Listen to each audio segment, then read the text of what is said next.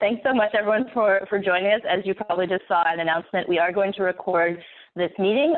For most of you who are participants, this doesn't mean much since you're not going to be on audio or video. If you do raise your hand and we put your voice to ask a question, please know that you are being recorded. If you prefer not, you can ask the question in the Q&A and have no recording of you at all.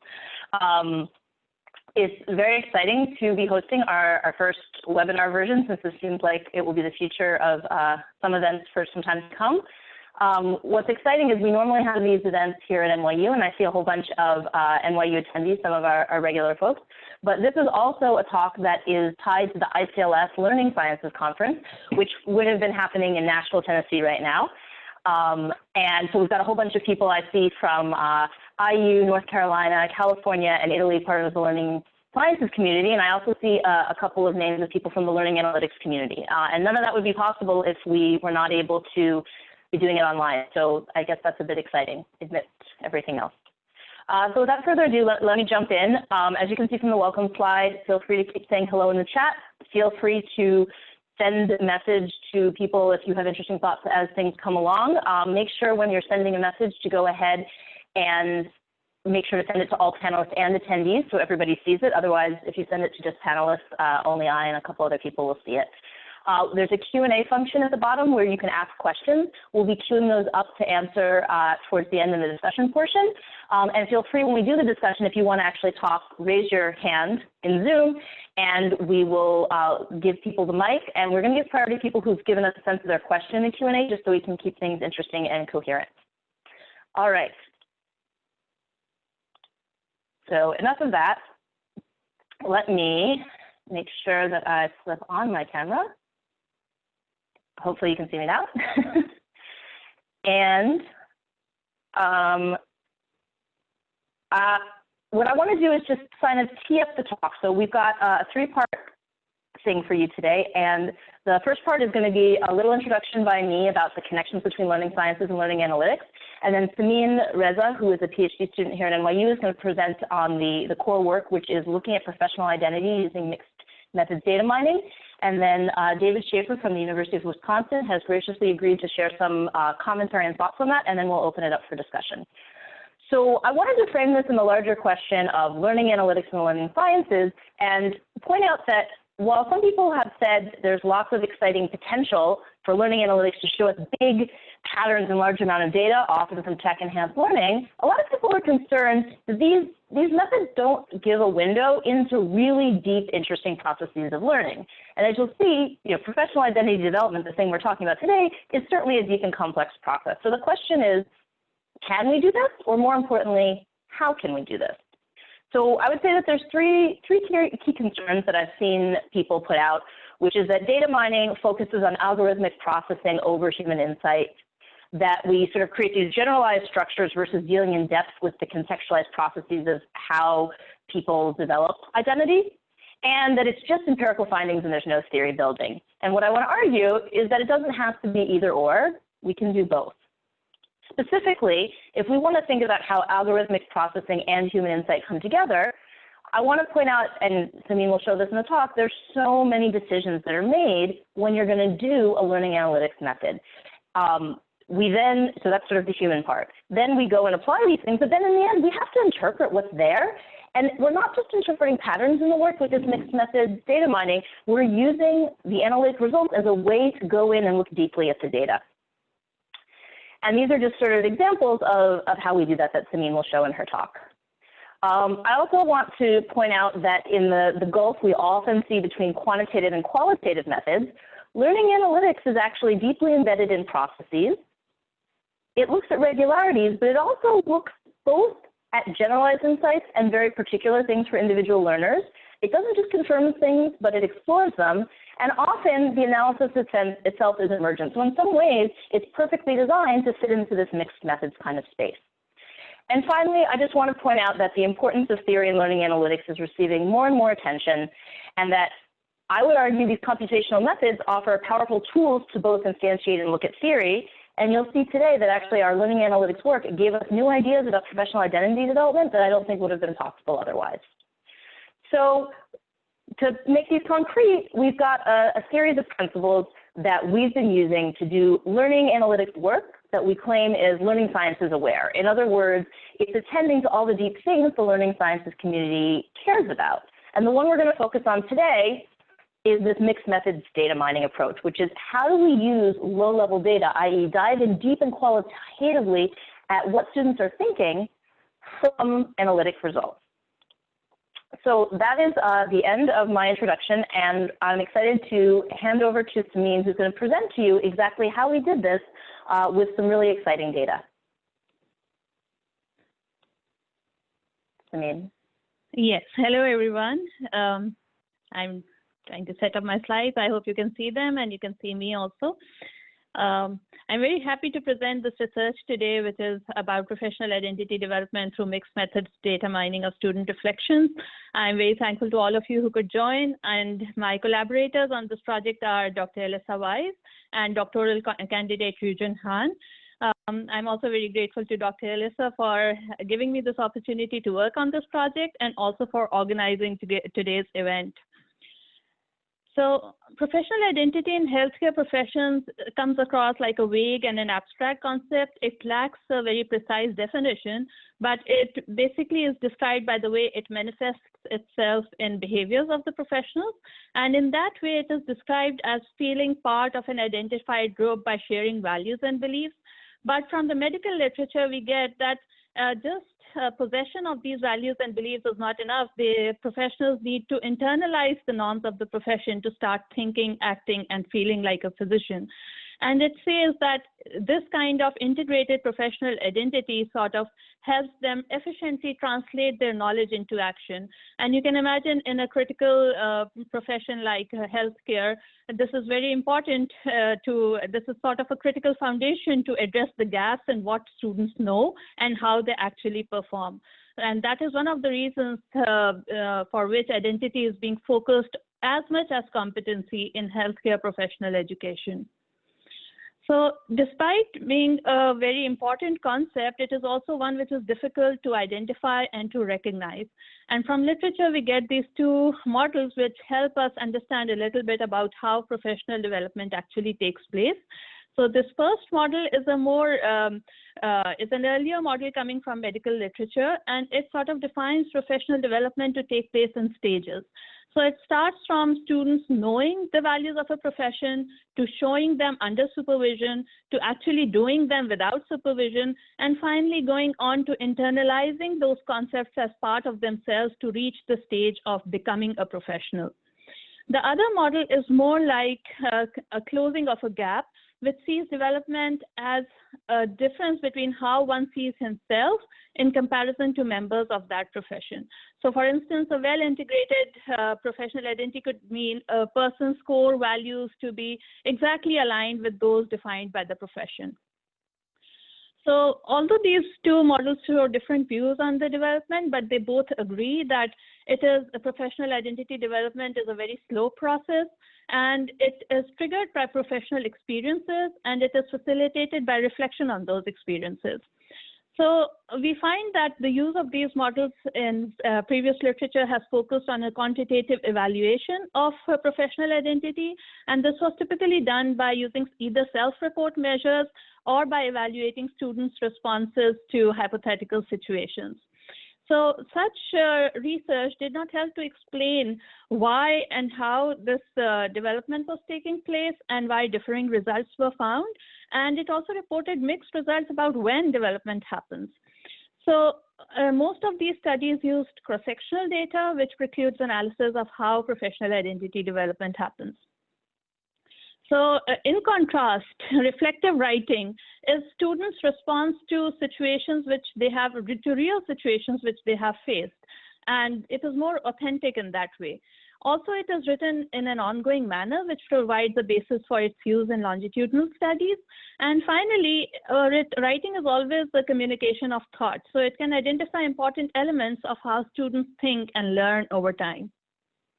So I believe that the four most important contributions of our current study are that firstly, instead of measurement, it investigates how professional identity development takes place, and it provides the student's own perspective on professional identity rather than a textbook definition. Finally, it uses reflection text as a tool to study into how students think.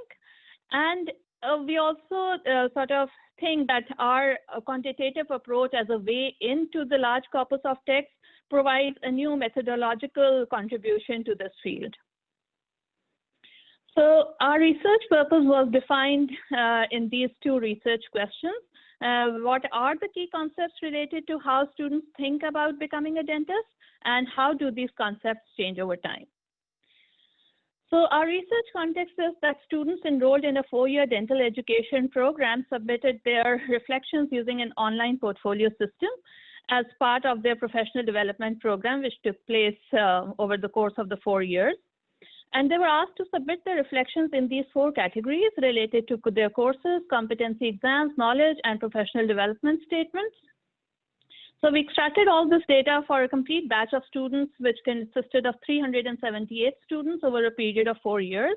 And we got a total of 284,320 reflections of all types. But the main focus of our analysis was 12,564 professional development statements. And to give you an example, this is how it looks like. These professional development statements are typically 10 to 15 sentences long, and they describe the professional experiences that the students go through. So with that, this was our analytic process, which sort of divides the whole. Our analytic process is basically consisting of 2 main steps. So the first one is that of concept identification. And in concept identification, we used all the reflection statements submitted in all categories, the course, competency, knowledge, and professional development statements. And then the second main step was that of concept characterization, in which we focused on the professional development statements submitted at the start, which is the first year of the program, the middle, which is the start of the 3rd year, and the end, which is the end of their 4th year in that program. And these were used to build concept networks. And finally, we extracted 150 sentences per concept to sort of look deeply into the labeling and the interpretation part. So I'll just explain each of these steps in more detail. So coming to the first step, the concept identification, the first part of this step was building a word embedding model. So a word embedding model is basically a way to convert words into vectors in multidimensional space. And while there are a lot of ways that one can do that, but what a word embedding modeling does is that it allows words which have similar meanings to have a similar representation, and they sort of they are placed close together in that multidimensional space. So such a word embedding model can be created from scratch, or one can use pre-trained vectors. So new models need very large amounts of data of the order of billions of words to train, whereas pre-trained models require some kind of tuning. So since we have around 6 million instances of 11,604 unique words, we used a pre-trained data made available by FastText, which is an open source library. And we used all these 6 million words in the reflection data to fine-tune that model. And we represented each word in a 50-dimensional space.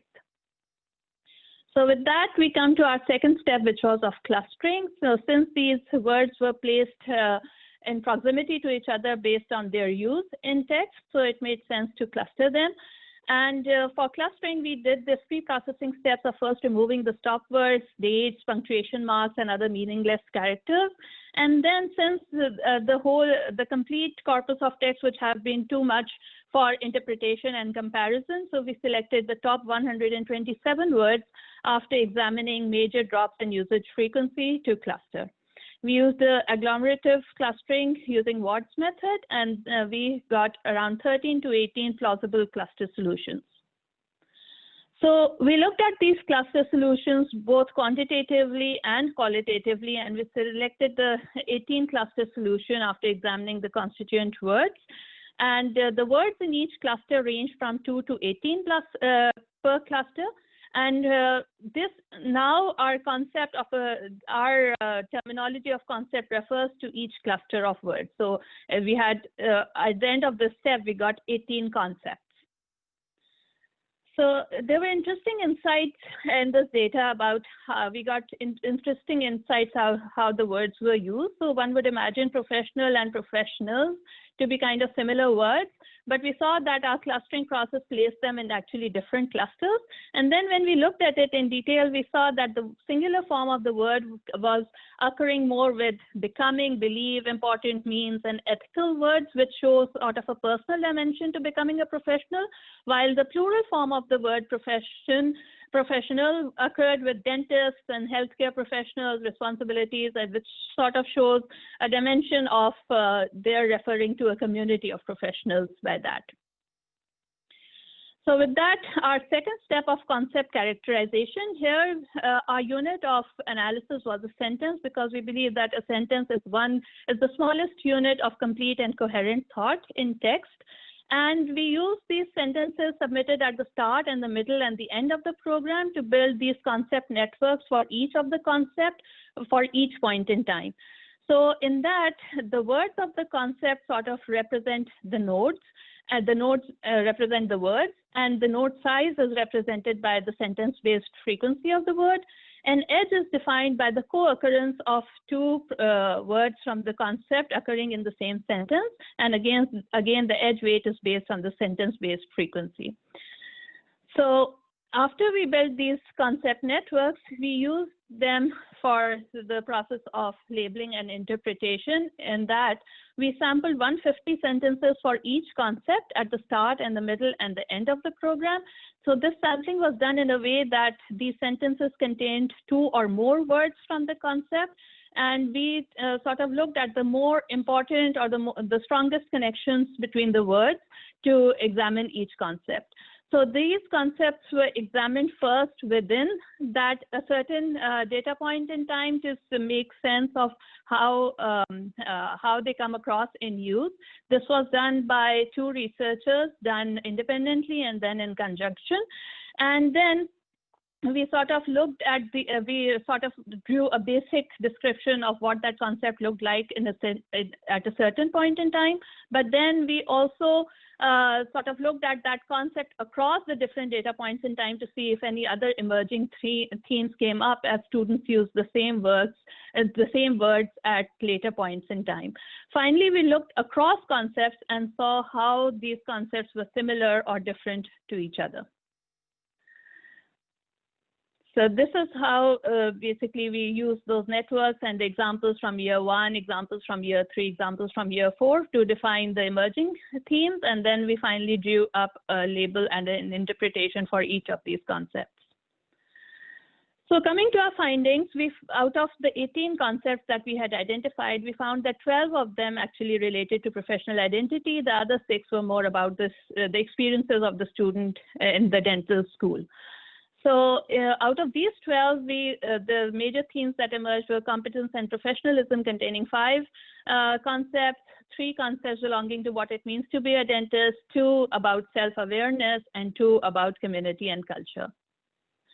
So the 5 concepts in competence and professionalism, they describe values associated with the dental profession reflected in these 2 concepts. Then their reflection on their lifelong goals, and finally a strategy to attain competence and knowledge. So to show you certain examples. So this is being a professional means upholding the standards of ethics and doing good, while become a competent dentist is more about their patient interaction and their work in the field. So what it means to be a dentist defines both their broad responsibilities as dental health professionals and also their specific role as care providers. Developing self-awareness describes the kind of awareness of the kind of dentist they wish to become, and also displays their increasing confidence in their abilities. And finally, in community and culture, they describe both belonging to a broader community of professionals, as well as a smaller and more close-knit community of their faculty, peers, and colleagues. So after doing this, we tried to see at the end of their program, which were out of these 12 concepts, how were they used in terms of prevalence. And this analysis, because the number of words differed in each concept, we used the top 2 words in each concept to make this comparison. And we found that there were 5 low prevalence concepts, 5 moderate prevalence concepts, and by far the more the highly prevalent concepts were two, namely providing the best patient care and becoming a professional.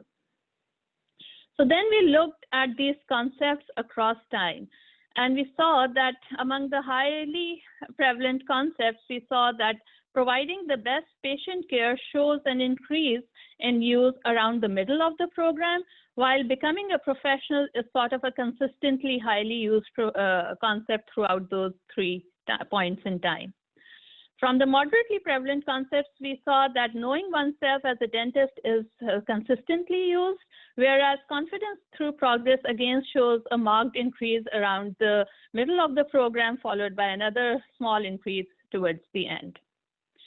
Qualitatively, we saw that becoming a professional, the statements of the students, they change in a way that from providing broad and abstract definitions, they transition to providing concrete views on what becoming a professional means to them.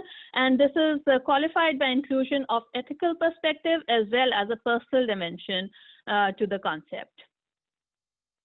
In providing the best patient care, we saw them shift in focus from self as provider to an incorporation of patients' needs and concerns. And finally, in responsibility as dentists, we saw them transition from using the third person to a first person of us and we, which shows sort of an ownership and a sense of belonging to the community of professionals.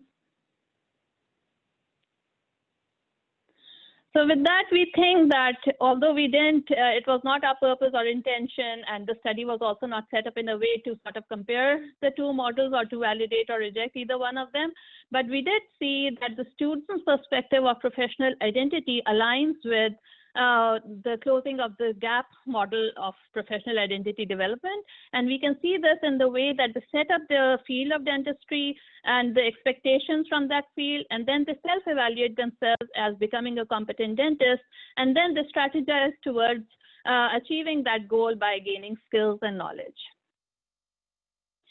We also find that they define new personal ways of becoming a professional, and this is seen in these two concepts, becoming a professional, which shows the personal dimension, and also understanding themselves better as a dentist. We found new indicators of professional identity development, especially providing the best patient care, which changes in focus towards an inclusion of patients' role in the treatment process, and also in their confidence, which increases as their patient interaction increases.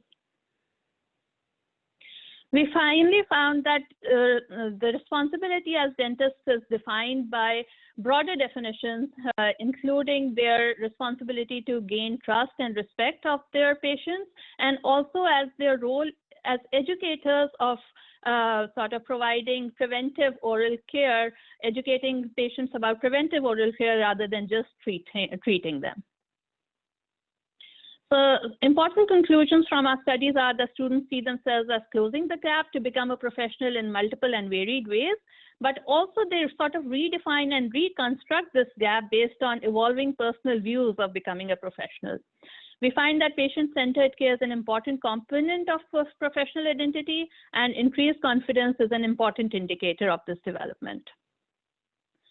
So this research holds some implication for practice. We think that professional identity needs to be observed and recognized in more nuanced ways rather than a single quantitative scale. And a multidimensional model can help identify small developments as they take place in different aspects. So teachers and mentors can use this information to provide leverage support in focused areas, and they can support professional identity development in more personal ways.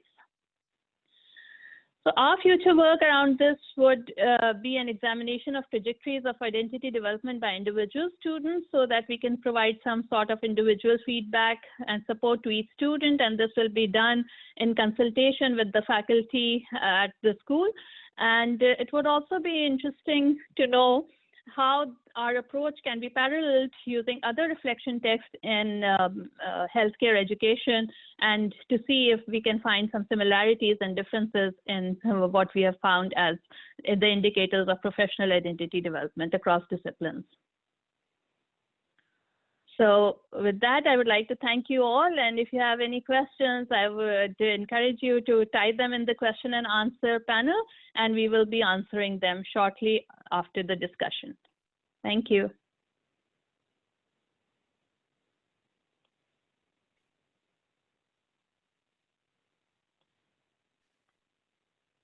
Hi everyone. So Alyssa, you want me to jump in, or do you want to leave a moment for some questions on the paper before I start?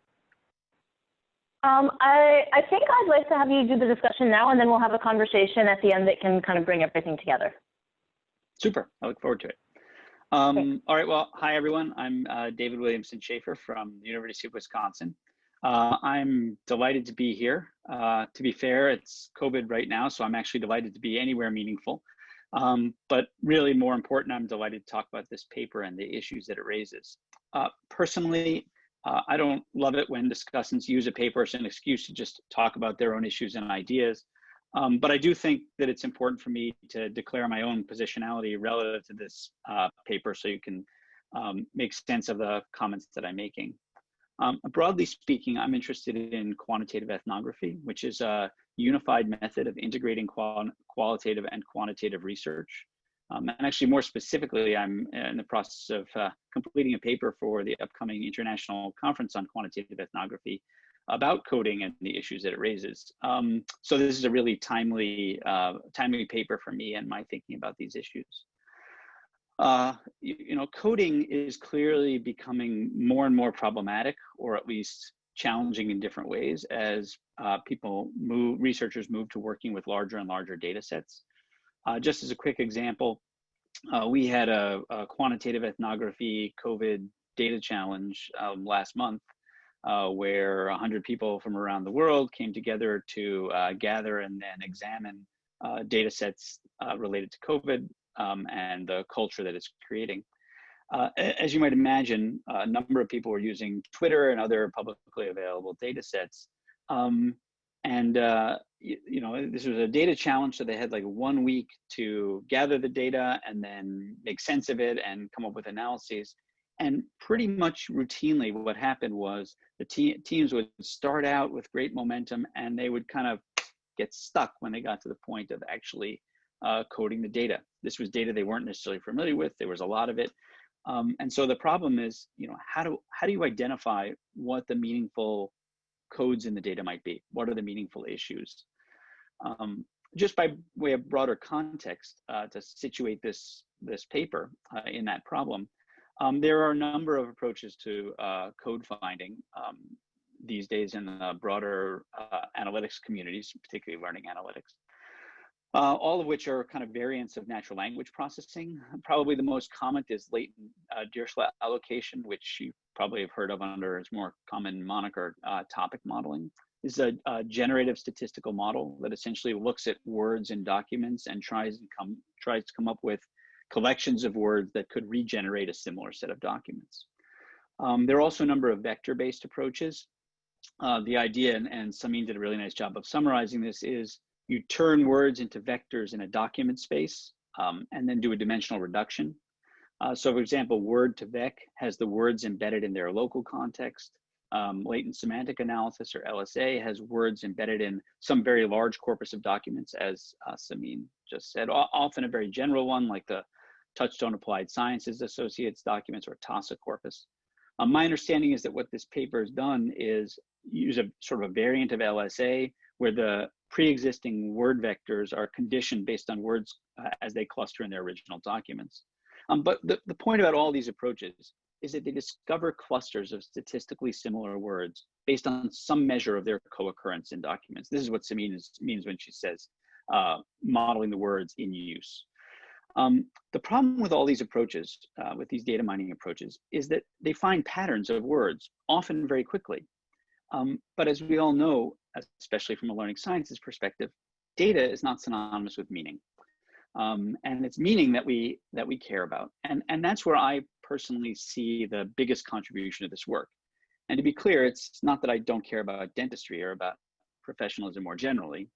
I care a little about the former and quite a lot about the latter, actually. But in NLP methods generally, statistical or machine learning techniques used to identify sets of words, which may or may not be associated with some probability as being part of a group or a topic. And then researchers look over the words and try and identify some gestalt.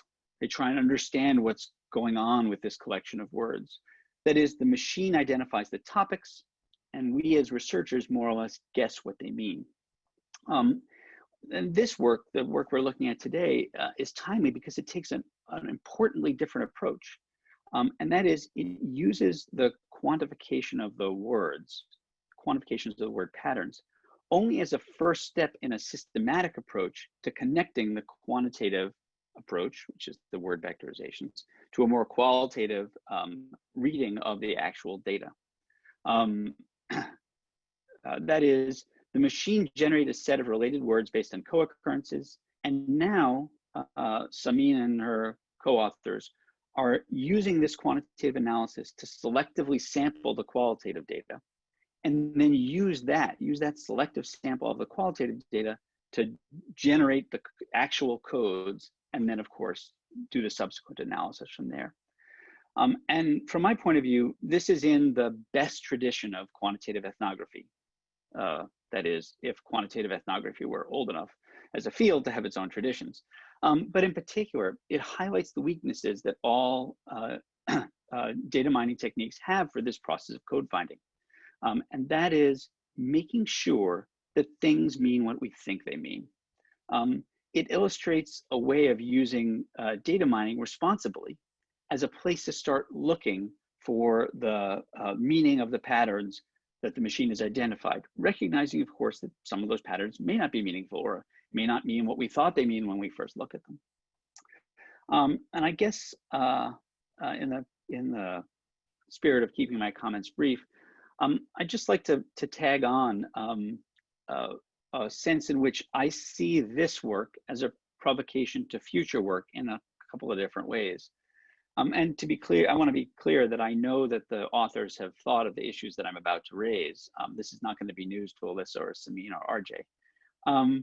But I'm going to be so bold as to suggest that connecting this work more closely to other work in quantitative ethnography could actually provide some possible future directions, in addition to some of the things that Sameen laid out on the substantive side of pursuing our understanding of the identity development in dentistry.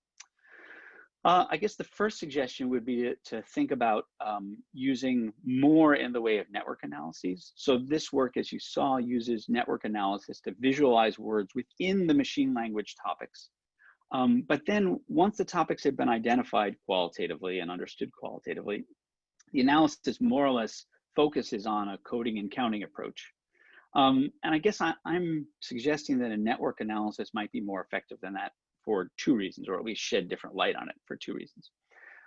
One is that coding and counting has been pretty consistently shown to underperform relative to network models in understanding the nature of how people make meaning. So Zach Zwicky at Monash University in Melbourne in Australia, Andreas Cisnati and Frank Fisher and others in Munich, they're folks in my own epistemic analytics lab, have looked at comparisons of the two methods and seen that you essentially get more out of that network analysis. And this sort of makes sense because coding and counting is actually kind of a poor theory of discourse, right? It's based on the idea that meaning is made by, or we understand how meaning is made by counting up the number of times that things occur. And the reason that's particularly problematic is that the number of times that something occurs in discourse, in written text or in spoken text, is completely insensitive to the order in which those things appear. So literally, we could take the text that these students have written and just shuffle them up by sentence, and the coding and counting model would make the same, would give us the same information about what was going on in terms of their meaning making. And of course, we know that's not really how humans make meaning. We make meaning by connecting things to one another, which is what the network model gets at. Which brings me to sort of the second reason I think a network analysis might be useful, and that is that professional identity is clearly not just a collection of skills and values and dispositions and habits of mind and so on, but it's about the way these things are systematically related to one another, right? Culture, and therefore also one's identity within a culture, is a web of meanings. Sameen refers to this as a multidimensional model, and I think that's spot on. But what a network model allows you to capture more effectively is not just how much of one or another thing people are saying, but the way in which they see those things as being related to one another. In other words, I think it's possible to use network models not just to look at the structure of connections between the codes and not just within the codes themselves, as they're doing already. I guess a second point that I think this paper speaks to is the question of validation, although I prefer the term closure because validity is a kind of laden term and often used not correctly. But basically, I think that there's an opportunity here that what this paper shows is a way of connecting qualitative to quantitative. And as I've said, I think that's really the hallmark of this contribution. But I think there's also a way to tie that qualitative data back to the quantitative data. So the qualitative validation that's going on here is good. A qualitative closure of the codes is good. But one of the principles of quantitative ethnography is to actually integrate the qualitative and the quantitative, not just do them sequentially. So a key idea there is the notion of theoretical saturation. That is kind of making sure that we've seen enough data to draw the conclusion that we want to draw. How do we know when we've looked at enough data? And that's what integrated reliability actually does, is it provides us a warrant that the pattern that we're describing is in fact something that is a property of the data more generally and not just the piece of the pattern that we're showing. So I think it would be useful to look at ways to provide statistical warrants that would support the qualitative conclusions, both about coding and then about the model more generally. And then I guess a third provocation here, is that this process of code finding that Alyssa and Sameen and RJ have developed is a really useful way of thinking about, as Alyssa said, the linking the learning sciences and learning analytics. But I think it's also a call for us to consider finding ways to integrate this code finding and other processes of coding into a more general coding pathway. Right now, coding is sort of the Wild West. There's like lots of different pieces that people do, and there's not really any way to integrate them and bring them together. That is to put together a sequence of best qualitative and quantitative practices in coding. It's actually something we're working on my lab. But I think that thinking about the way these techniques relate to one another more generally is actually a really important question. I'm just quickly here in closing, because I was told to keep it to 10 minutes. You know, there are some other methodological limitations and issues that the authors already discuss explicitly. And I guess what I would come back to is that this is work in progress, and it's actually excellent work in progress, and it's making an important contribution. In particular, it asks us as learning sciences not just to critique forms of automated code generation, but to engage with them. It proposes and explores a solution. Doesn't just make the critique, it says here's something we can do about it. And I see that as consistent with the best practices in the learning sciences. What the authors here have done is leverage technology without ever losing sight of the situated meaning of the claims that we're trying to understand. So let me stop there and just thank the authors for this great paper, and obviously thank Alyssa and Sameen for a chance to talk a little bit about it, and to thank you all for being here and listening. Thank you so much, David. That's a lot of food for thought of things we can do or should do, and yes, I have to think more about the network stuff, especially since in our minds we were doing network things that are different than the kinds you described. But let's start with some of the questions that I've seen coming up. They've actually been coming up in the chat. Thank you both, Sameen, for presenting the work, and David for discussing it. I think that there's a lot to deal with here. As we see, the world is moving more and more online. We're going to have more and more large corpuses of text where we're doing really deep and important conversations about meaningful things, whether it's identity development or some of the things that are going on with politics and the situation in the world. There's a lot of deep interaction happening online, and if we're going to look at it using these kinds of methods, we need to think carefully about how to do them. So I know that Xian had a question, so I'm going to give you the mic, Xian, if you want to ask your question, and then we'll get some responses. I think you'll just have to unmute yourself. There you go. Hi. Can you hear me otherwise? Okay, good. So thank you so much for this amazing presentation. I'm really excited about this work when I see the panelists. The workshop is coming, and I thought it would be canceled, but if we have it online, so great.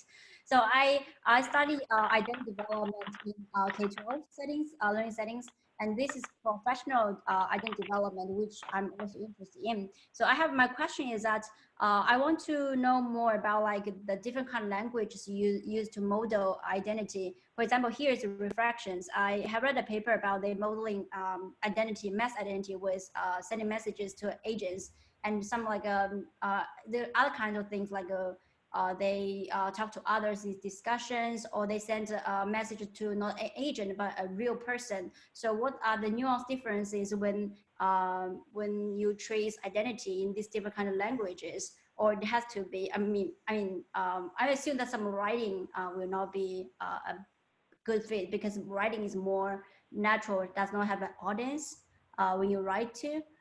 Sometimes it depends on what kind of genre it is. So I'm curious about this question.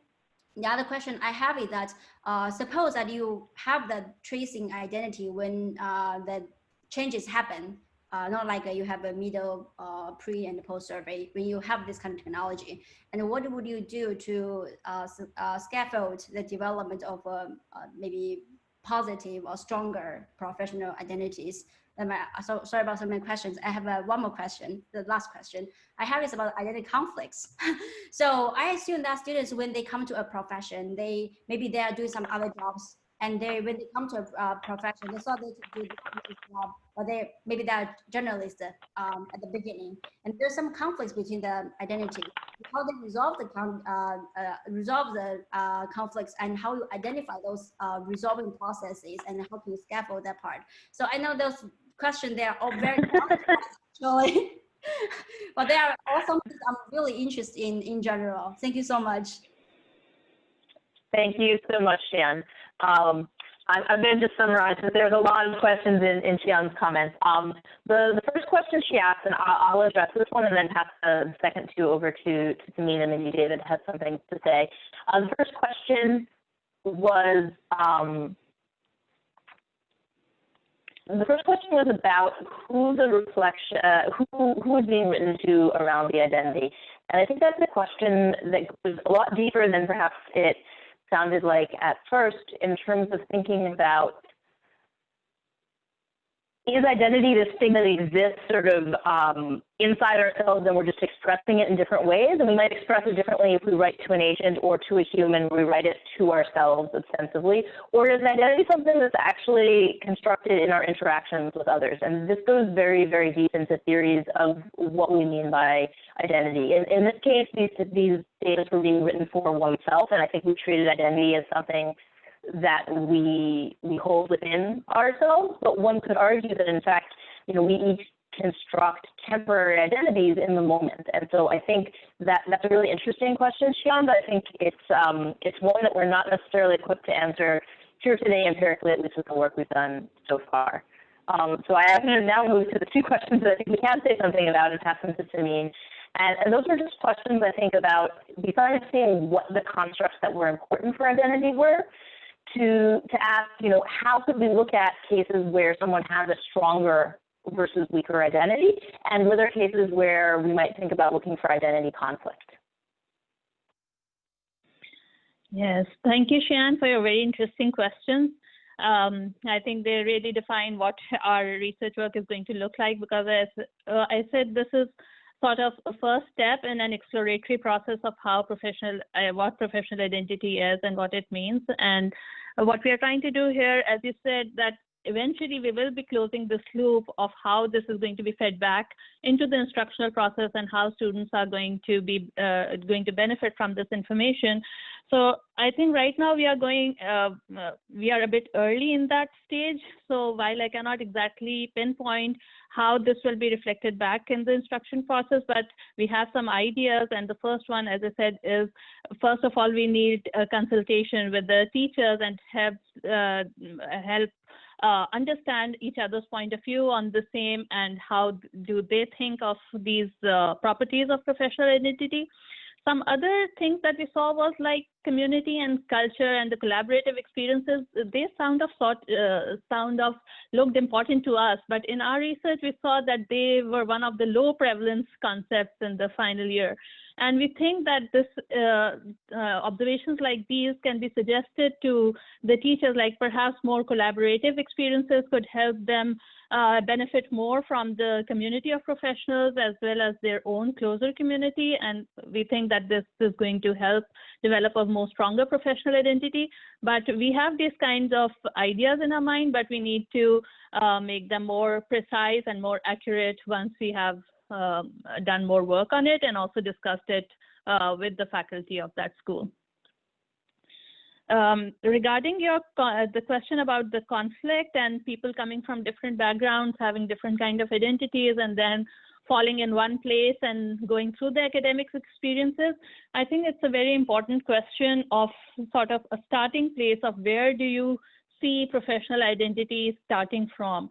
And I've come across literature which is sort of identifying this issue and also seeing, especially one of the papers quoted in my paper is of Adams et al. He talks about these things like previous experiences and background knowledge do sort of provide a very important starting place of how professional identity develops. I'm not sure how those conflicts will be resolved, but the acknowledgement that yes, they are there, and different students actually develop differently because of those different starting places that they have. So we hope to look at this further when we sort of go into the individual ways in which students are developing. And hopefully with our research, we'll keep you updated with our results too. Thanks you so much, Sameen. David, I don't know if I know you've done related work, not necessarily on identity, but certainly on deep looking at concepts, whether you think the question of sort of stronger identity or issues of identity conflict is something that you've come across at all. Well, I mean, I think it's a really important question. I also think the question of which data that you're looking at when you're making claims about identity is a really important one as well. I guess, so the nature of these questions reminds me a little bit actually of Bob Mislevy's work on evidence-centered design, right? And so one of the general questions we always have to ask when we're making, I don't want to call them assessments specifically because but when we're modeling, is what are the activities that have provoked whatever the data is that we're looking at, and how does that provocation change the story that we're telling?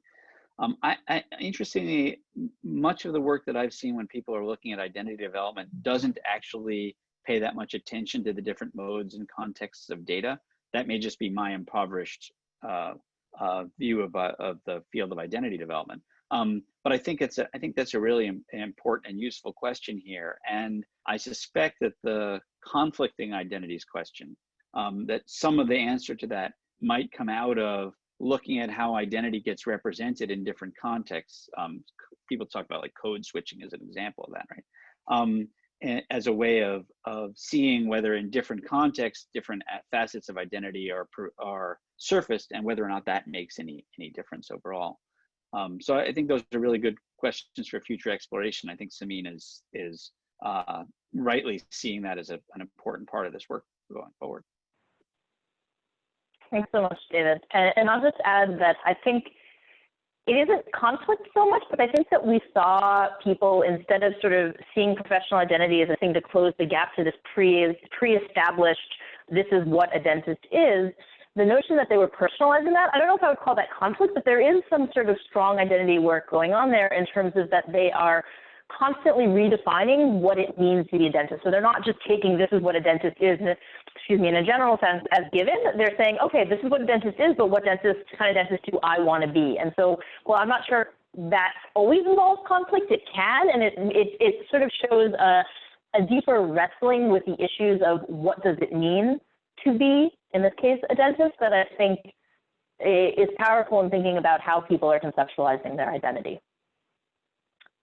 I want to move on to another question. This one comes from Sarah Beck here at NYU, and she asks, this is for you, Sameen, Was there any background literature that you relied on or theory regarding the practice of dentistry to inform your interpretation of the concepts that the analysis surfaced? Yes, thank you. We have been looking at a lot of literature, but as I said, that most of the literature was based on quantitative ways of measurement. So we came across very few actually qualitative studies which sort of could help us in the interpretation of the concept. And there were some studies, particularly, and since we are talking about particularly the field of dentistry, there were very few regarding dentistry itself, but generally from the healthcare professionals, there was some literature. I'll just try to show you one of the things that I put it in the chat. One of the studies that we did see, which was a qualitative study, and it was also a mix of student doctors and dentists in that way. So that helped us somewhat, but as far as the exact interpretation of the concepts is concerned, it was more a bottom-up kind of an approach, and we saw it aligning to the model presented in the paper that I just put there. But as far as the independent concepts are concerned, I think we have not come across too many studies which define exact ways in which students think about their professional identity. Thanks, Sameen. I just wanted to add one thing on top of that to Sarah's question, which is one thing I think is really powerful about what we're doing here is that there isn't a lot out there. These models of professional identity sort of go from not being able to do it to kind of being able to do it to being able to do it a little bit more than to really feeling like you are a dentist, lawyer, et cetera, which is kind of generic. And what I think was the power of what Sameen did here, and David talked to me a little bit, is that we used this large corpus of what people were saying about what it meant to be a dentist. And as Sean mentioned, it might be different in different contexts of data, but it was something that came from the ground and gave us a much more detailed view of what people were thinking it meant to be a dentist. That was really specific to that domain. And you could imagine doing this for whatever domains you're interested in, whether it's business or engineering, and saying that, yeah, we can have these general models of identity development that I start to become more of something, but what do those constitute? What are the key things that make one feel like an engineer, or that make one feel like a teacher, or make one feel like, in this case, a dentist? And, some of the things were not surprising. I'm glad patient-centered care showed up. That's something that we like. But, the notion that helping people achieve better oral health as opposed to just treating them, I'm not sure we would have expected that. And some of the things that really related to serving the community were also important, and they may not be true for everybody, but the fact that these are core components starts to become interesting. And then we can start to see maybe what distinguishes one's identity as part of a different profession. So I think that even though there isn't a lot to compare to yet, it's hopefully the start of quite a bit more of looking at that. I think we've got time maybe for one more question, if anyone else has anything they'd like to ask, or if people are just sitting there a bit shell-shocked.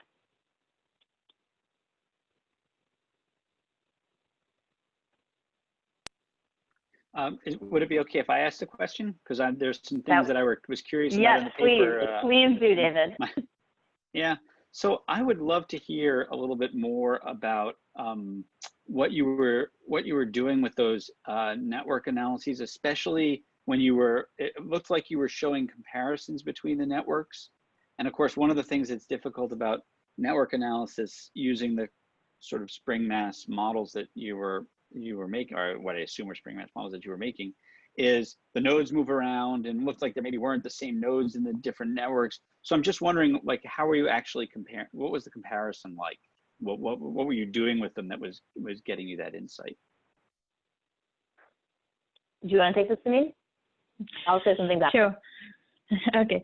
So yes, our network analysis proved to be a good starting point to look into how the students are using those different words which make up a concept, and basically a visual representation of those networks in terms of size of the node, which showed obviously the frequency of the words being used, and the strength of the interconnections, which showed how they were used within a sentence, were sort of important to us in this study. And those are the main things that we compared as we looked at each concept across time.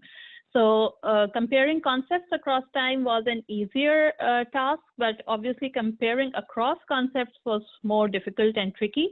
And in that sense, we sort of chose only the top 2 words to sort of look at the prevalence. And also the qualitative examination, in which, like, in the first instance, we could have thought like becoming a professional is very sort of similar to providing patient care. But when we looked into the exact sentences which came up, then we were able to distinguish them, like becoming a professional is sort of a more global idea, and providing the best patient care is more related to how they would be performing in that role. So yes, I think the network analysis sort of guided us towards these kind of conclusions, but it wasn't, and there were, I mean, I think we saw more changes arising out of the qualitative things that we did, and the network connections did not actually change too much over time either for most of the concepts. Okay, thanks. Yeah, I think Sameen laid it out very well. It was interesting to us that after figuring out what concepts to look at, most of the interesting insight came from the qualitative, to be honest. You know, the quantitative can show, ooh, a connection between 2 words is getting bigger, but what does that mean? You can't tell unless you look at the text. And so I think one of the challenges we face is you have to make a lot of decisions about how to process the text, and that is going to drive what you look at later. I think with that, we're going to close the session. A big thanks to Sameen for presenting this work in this unconventional format. A big thanks to David Shaffer for beaming in from the Matrix to share his comments, and a big thank you to everyone who came in and listened and asked a question or just hopefully took something away from this. We're experimenting with a lot of new formats since we're not being able to hold our traditional events, and we'd love to hear your feedback. This was a hybrid event where this is a research talk, but we invited our whole community. We often sort of have more research and practice-oriented talks, so if you really like this or you prefer the ones we used to do, feel free to send us a note, because we're going to keep planning on how to keep bringing this community together to continue the important conversations about how to do this kind of work to support learning as the world keeps going, despite it being in a slightly different way than it was before. Thanks so much, everyone. Have a great day. Thanks, everyone.